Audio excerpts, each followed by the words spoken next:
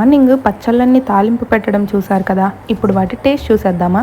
అబ్బబ్బా, వీటి స్మెల్లే సూపర్ గా ఉందండి. నేనైతే ఇవి తాలింపు పెట్టిన రోజు నైట్ కర్రీ ఏం వండలేదు, ఓన్లీ రైస్ మాత్రమే చేశాను. వేడి వేడి అన్నాన్ని అలా వడ్డించుకొని పైన నెయ్యి అలా వేసేసి ఒక్కొక్క పచ్చడి కలుపుకొని తింటుంటే టేస్ట్ అయితే మామూలుగా లేదు. ఫస్ట్ అయితే మామిడికాయ తురుము పచ్చడితో స్టార్ట్ చేశాను. పుల్ల పుల్లగా టేస్ట్ అయితే అదిరిపోతుంది అనుకోండి.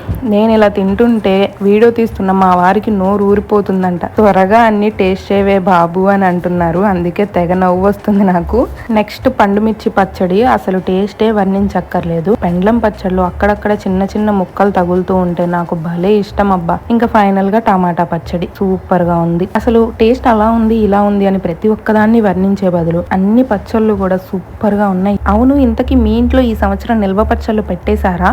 పెడితే ఏమేం పచ్చళ్ళు పెట్టారో కమెంట్ చేయండి. అలాగే నేను చూపించిన 4 రకాల పచ్చళ్ళు మీకు తెలుసో లేదో కూడా వీడియో నచ్చితే లైక్ చేయండి.